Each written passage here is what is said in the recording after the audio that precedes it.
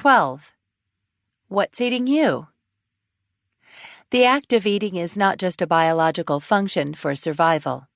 The consumption of food, as normal as it is in fact a highly emotional and metacognitive event. Indeed, this should come as no surprise to us. Throughout human history, gathering around a table and eating food has been a way for us to celebrate or commemorate notable seasons, individuals, and events. Meals are a focal point for social gatherings, and sharing food is a powerful medium of communication both within and between cultures. I certainly believe that the joy of preparing a meal and sharing it with people is incredibly powerful and therapeutic. As my daughter likes to say, one seasoning every cook should use is the pleasure of a hearty gathering, which should be sprinkled generously on every plate. Who needs a handful of digestive supplements when you have good real food and good real company? Yet meals can have either positive or negative emotional seasonings, both of which affect the way our bodies digest food. Our gastrointestinal GI tract is very sensitive to our emotions, since it is connected to our brain's hypothalamus, which controls the feelings of satiety and hunger and deals with our emotional state of mind. Our mind and gut are acutely interconnected, and thus happiness, joy, and pleasure, as well as anger, anxiety, sadness, and bitterness, for example, trigger physical reactions in our digestive systems. Our large and small intestines are densely lined with neurons, neuropeptides, and receptors, the doorways into cells, which are all rapidly exchanging information laden with emotional content. Indeed, we have all experienced this gurgling emotional activity in our guts, colloquially known as being sick to your stomach, having a gut feeling, or having butterflies in your stomach. Indeed, unless we are aware of what our digestive system is telling us, we may fall into the trap of overeating. The pancreas releases at least 20 different emotionally laden peptides, which regulate the assimilation and storage of nutrients and carry information about satiety and hunger. Do not ignore the information these peptides provide. Just as eating when we are angry or when we are trying to bury another unpleasant emotion will affect the way we assimilate the nutrients in our food, eating when we are not hungry will upset our digestive system. Overeating will make the food we eat or drink less beneficial, since the emotions generated by toxic thinking interfere with the proper workings of our body. Eating when we are in a distressed emotional state, or not hungry, is essentially like adding every spice and herb in the cupboard to the meal. All these seasonings will destroy the balance of flavors among the meal's components. Emotionally driven food consumption literally adds a flood of chemical, emotional seasonings to our food. Our digestive system, like our palate, will not know how to interpret such a conflicting range of signals. When we react incorrectly to the events and circumstances of life, we move into toxic stress, or stages 2 and 3 of stress. Toxic stress keeps our fight or flight response activated, which inhibits gastrointestinal secretion and reduces blood flow to the gut, thereby decreasing metabolism and affecting our body's ability to digest food. In fact, toxic thinking and emotions, which lead to toxic stress, can affect the movement and contractions of the GI tract, cause inflammation, make us more susceptible to infection, decrease nutrient absorption and enzymatic output, upset the regenerative capacity of gastrointestinal mucosa and mucosal blood flow, irritate intestinal microflora, cause our esophagus to go into spasms, give us indigestion and heartburn by increasing the acid in our stomach, make us feel nauseous, cause existing digestive issues such as stomach ulcers to worsen, and agitate our colon in a way that gives us diarrhea, constipation, and/or extreme bloating. To say that we should not eat food because we are stressed, unhappy, angry, or any other negative emotion is most certainly an understatement. A healthy gut is a happy mind. Yet thinking good thoughts cannot excuse an unhealthy diet. The digestive system itself is a rich source of neurotransmitters, which carry signals inside the brain and body. In fact, 95% of the serotonin and half the dopamine in the body are produced in the gut. Considering these neurotransmitters are famous for their mood-calming and reward effects, respectively, we should be paying a lot more attention to what we are putting in our gut. What we eat affects the way these neurotransmitters function. Indeed, beneficial symbiotic gut bacteria produce benzodiazepine-like substances, which are naturally occurring anti-anxiety neurochemicals. A healthy gut promotes a calm, satisfied, and happy mind. Sweet dreams are made of cheese. Digestive functioning even affects our sleeping patterns. Researchers have found that people with irritable bowel syndrome, IBS, tend to have enhanced rapid eye movement, REM sleep. REM sleep is one of the stages of sleep, and we cycle through these stages in specific time periods in order to obtain optimal memory consolidation and restoration of the mind. Since dreaming occurs during REM sleep, disturbed digestion is associated with excess dreaming. So-called pizza dreams actually do occur. The gut-brain link is highly influential, two-way communication, affecting everything from our digestion to our sleeping patterns. The gut-brain and brain-brain need to engage and talk, and these conversations are controlled by our thought lives.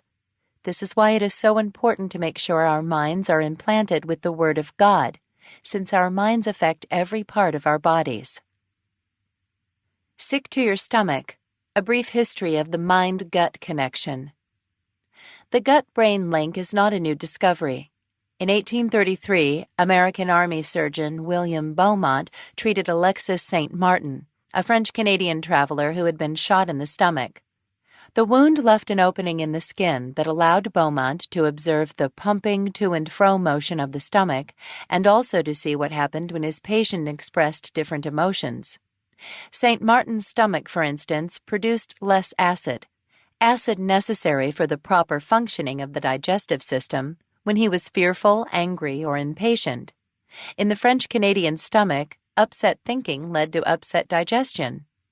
Over a century later, Michael Gershon, known as the father of the gut-brain connection, researched and wrote extensively on the effect of thinking and the enteric nervous system, ENS. His work highlighted the GI system's sensitivity to emotions. Anger, anxiety, sadness, elation, pleasure, all of these feelings, and others, trigger symptoms in the gut. Moreover, Gershon showed how the gut-brain connection is a two-way street. The gut feeds back into the brain, thereby affecting the mind. His work has since been supported by numerous studies, and many researchers today continue to probe the complex relationship between thinking and the GI system. The new science of neurogastroenterology was born, which includes the examination of psychosomatic upsets that have a gastrointestinal expression and their relationship to the central nervous system, CNS. The enteric nervous system. The gastrointestinal GI system is controlled by the enteric nervous system, ENS, often called the second brain. The ENS consists of about 200 to 600 million nerve cells, which control every aspect of digestion, a considerably higher number of neurons than in the spinal cord. The ENS communicates with the central nervous system, CNS, through the nerve pathways. In fact, the ENS originates from the same tissues as the CNS during fetal development. It also contains a number of structural and chemical counterparts to the brain. Indeed, researchers have found that the ENS uses many of the same neurotransmitters or chemical messengers as the CNS. As food makes its 30-foot journey through the digestive tract, there is ongoing dialogue between the ENS and the brain via the autonomic nervous system, ANS, which controls the body's vital functions. These two systems are connected via the vagus nerve, the 10th cranial nerve that runs from your brainstem down to your abdomen. This back-and-forth communication is why in normal circumstances you stop eating when you are full. Sensory neurons in your GI system inform your brain when your stomach is distended and full. Likewise, this communication between these nervous systems also explains why being anxious about something can ruin your appetite or make you feel bloated. The entire gut-brain connection is saturated with our emotions. If you're happy and you know it, go and shop. Our emotions impact not only the way our body digests food, but also our choices, before our meal even enters our mouths. As obesity and diet-related statistics continue to rise at an alarming rate, a growing number of officials, organizations, and individuals are demanding better labeling and improved nutritional knowledge. Yet this approach may do little to alleviate our global eating disorder, since it does not place enough emphasis on thinking and emotional awareness. What is the point of knowledge, including nutritional information, if we do not know how to apply it, or if our non-conscious mind is already filled with toxic thoughts about food?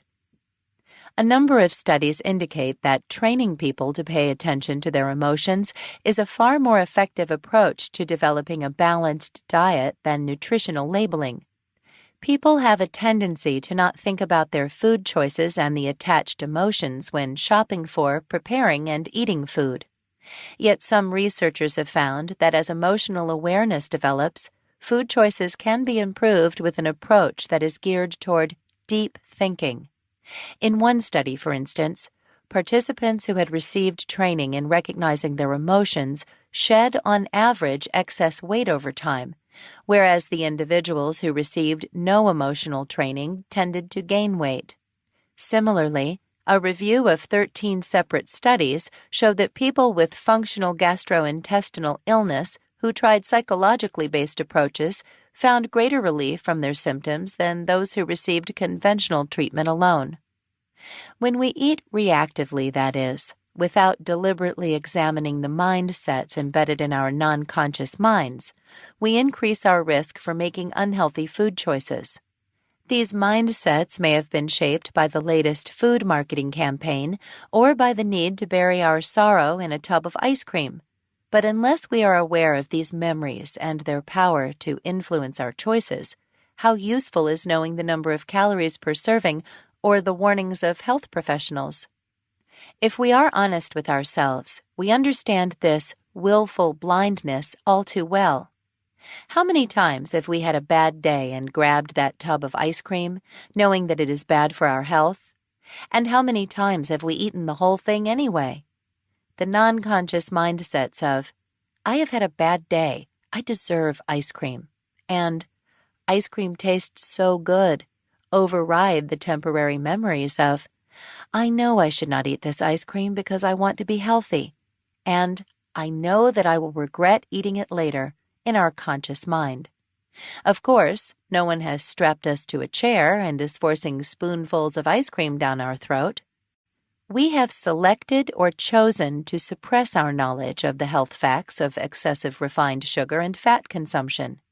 We have chosen to eat the ice cream. However, if we are not aware of how we are selecting certain food-related thoughts and selecting to ignore other food-related thoughts, how can we truly make the right food choices that are sustainable in the long run because they are built on unyielding healthy memories? Truly, we are destroyed for a lack of knowledge. Many of us lack the knowledge of how to apply our knowledge. It is perhaps not surprising, even if it is troubling, that people still drink soda after I talk on the health dangers of consuming sugary beverages. These members of the audience have chosen to suppress the temporary memory of my talk in their conscious minds in light of the mindsets associated with drinking soda that they have chosen to implant in their non-conscious level of mind. Although it saddens me to see people drink soda, it is their choice nonetheless. Indeed, what we are thinking about when we choose the food we are going to eat influences how we enjoy that meal and the value we place on that meal.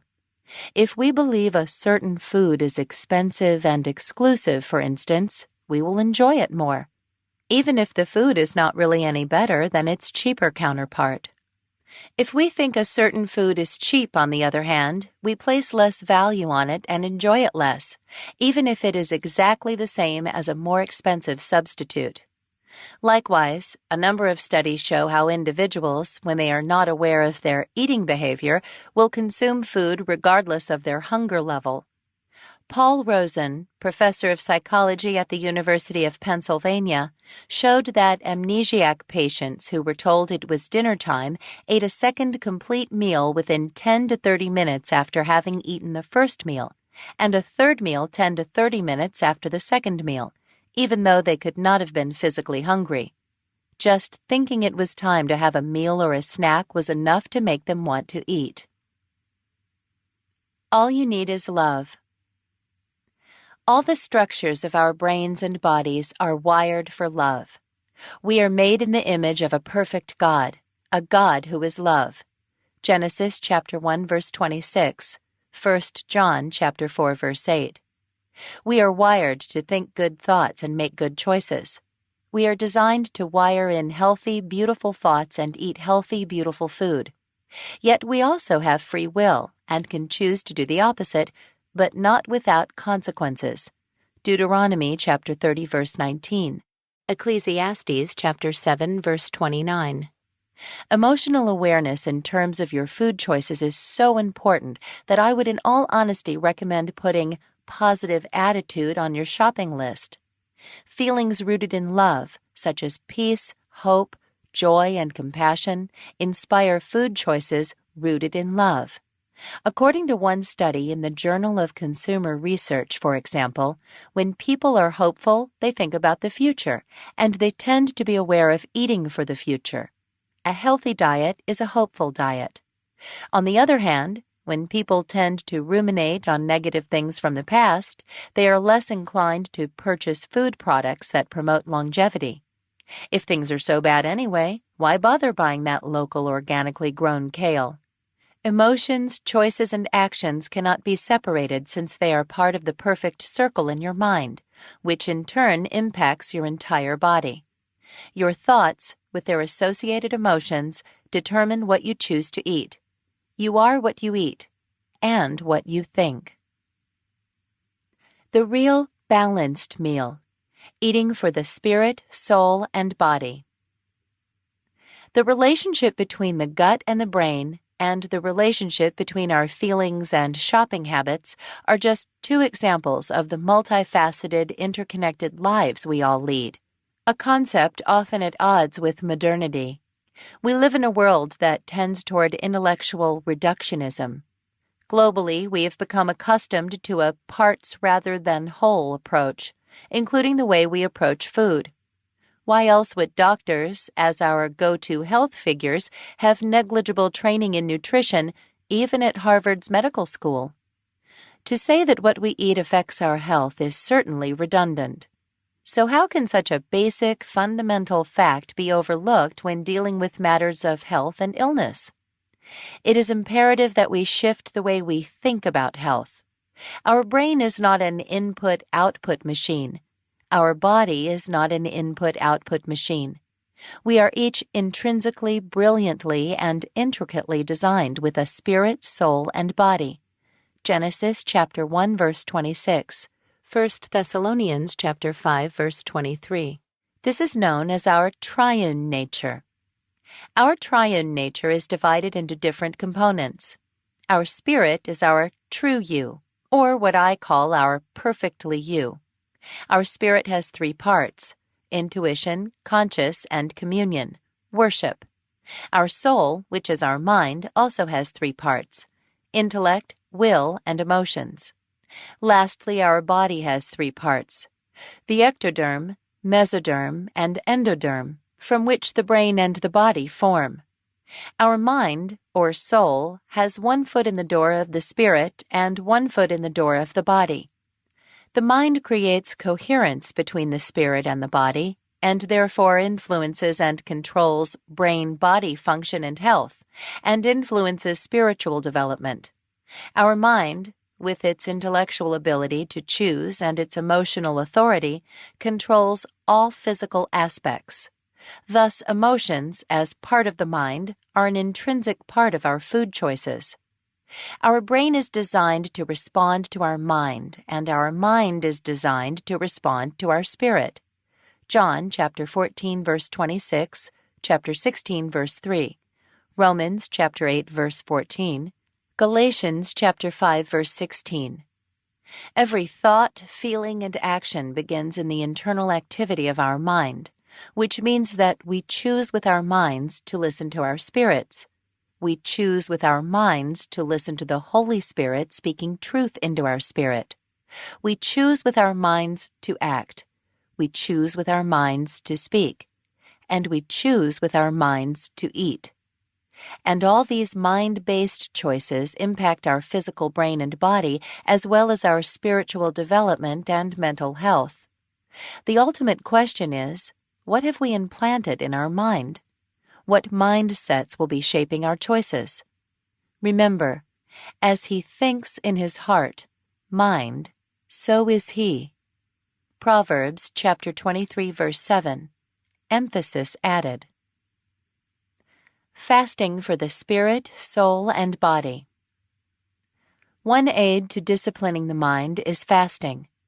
Whether it involves skipping one meal or more, or excluding certain foods from the diet, fasting has played an important role in human history, spiritually and physically.